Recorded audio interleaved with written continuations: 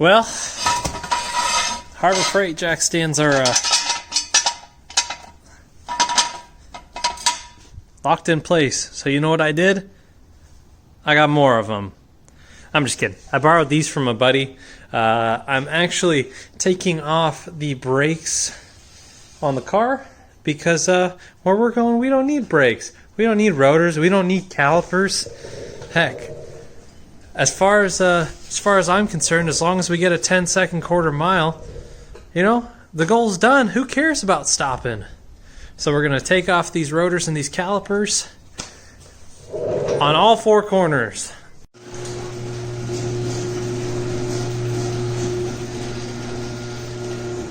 It's freaking windy out and got boxes because moving in a few months. But so what we're really doing here is I have gotten with 802 Show, who has the world's fastest EcoBoost show. And he's got a 10 through 12, which has the smaller brake set. And we're swapping brakes.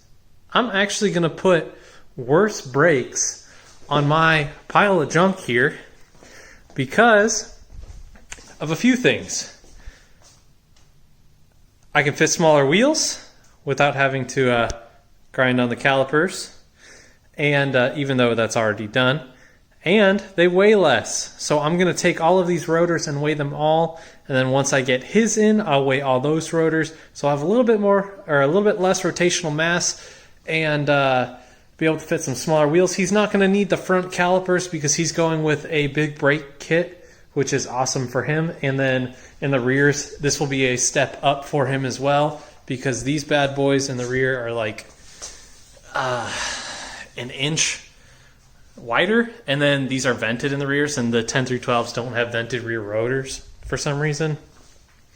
And I know the 10 through 12s just, they're trash as far as braking goes. But for what I need, I'm not going to be rallying or road coursing the car, and I think it'll be a good choice.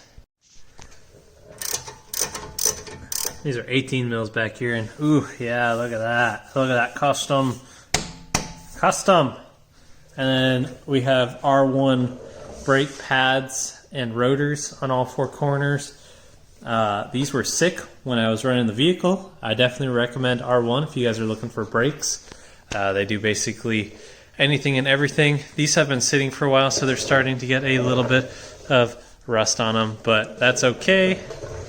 But he's going to have a nice new set of brakes. He said that his 10 through 12 rotors are basically brand new also with R1 stuff. So we both like that R1 stuff, and let's get to it, I guess. I'm just going to take off this caliper.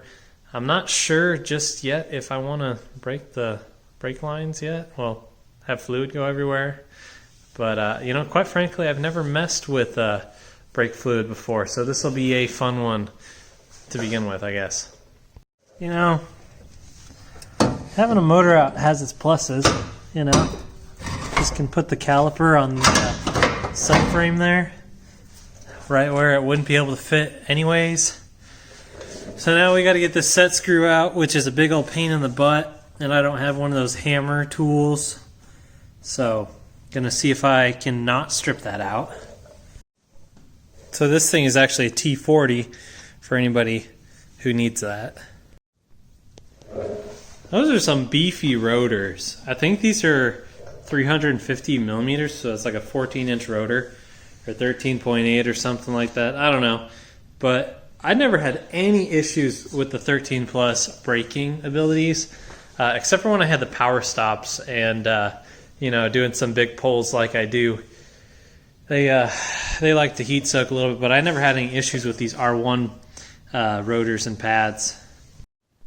Figure I should send him the dust shields also. Probably match the rotors a little bit better. Well, that sucks getting the e-brakes off of the back of these. These are the rear calipers. Like I said, I don't need to send out the fronts, but I've got the brake rotors here, and I'll ship these out to Andrew on Monday. But just for, I guess, a weight difference, we're going to figure this out. So I'm just going to weigh myself first, baseline. 192.2. Also, by the way, I've lost like 15 pounds. So not only is the ship getting weight reduction, I'm also getting weight reduction. So you gotta keep everything nice and in shape between both the car and yourself. So let's see the rears. I've just got one here. So 15.2 pounds on one of the rear rotors. And then let's see a big boy. Oh my gosh, these are heavy.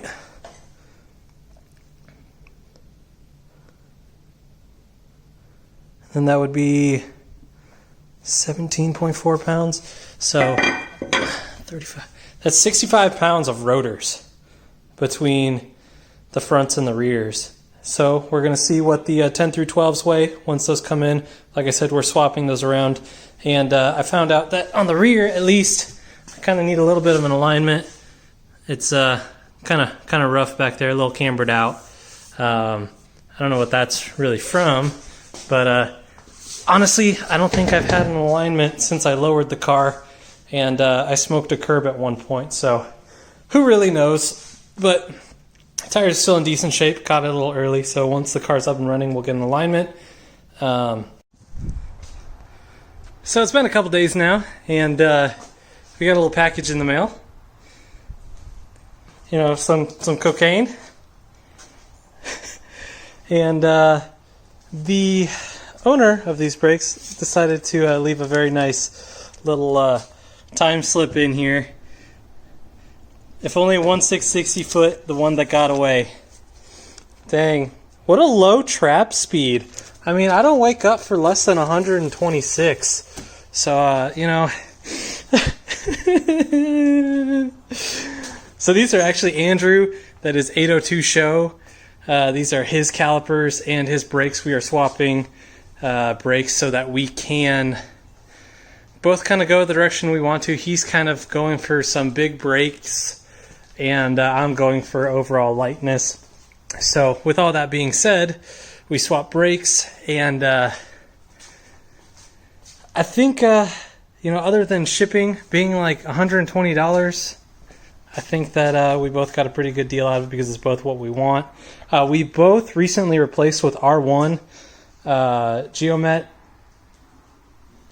stuff, and so we both got new rotors and new pads, and overall it was pretty even trade. I did keep my calipers because he's going with a big brake kit.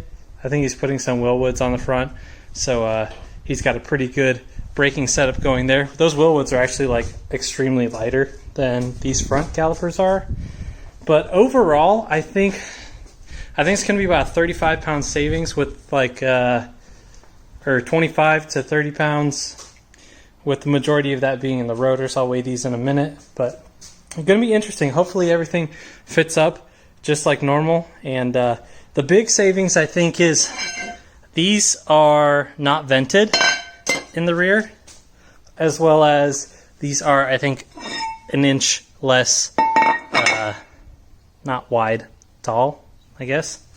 But anyways, gonna slap these on tonight.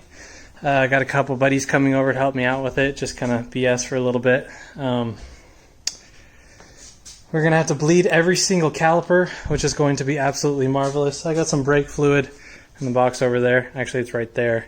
Some .4 brake fluid, and we'll get all these swapped out. So I measured the fronts and the rears, and it looks like the fronts, there is a 5.2 pound difference per rotor. So that's 10.4 pounds. And in the rears, it's 1.2 pounds difference in the rear. So that is 2.4 pounds. So we've got 12.6 pounds of rotating mass between the front and the rear. So that is pretty huge. 10 pounds of rotating mass. It is closer to the hub, so it's not as big of a difference as like a wheel would be. But it's definitely going to add up in the end. And I've got the measurement of the calipers, but I didn't measure how much the fronts or the rears were. So Andrew's going to measure up the rears for me when he's got a moment. And I'll pull off one of the fronts and measure that as well. And that's with pads on them. Bruh, you know your car has been sitting for a while when you got spider eggs on the bottom of your tires. Nice. So weighed that. Front caliper weighs 19 pounds. The front on the 10 through 12 weighs 16.6, so that's 2.4 pounds saved on the front each side. But yeah, gonna be a fun time. Once I get those weights from him, I will update you guys on that.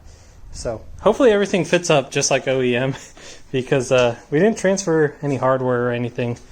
So hopefully we're all right in that side of things.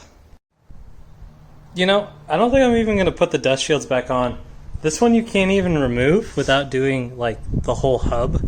So I'm just gonna take my tin snips and snip, and probably just keep them off to the side with my other OEM parts that I'm hoarding in case of an apocalypse, apparently.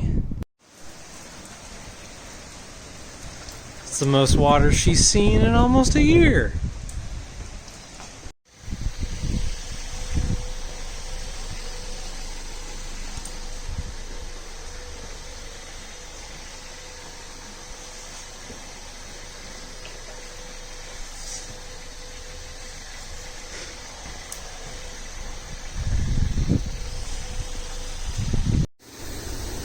What in tarnation?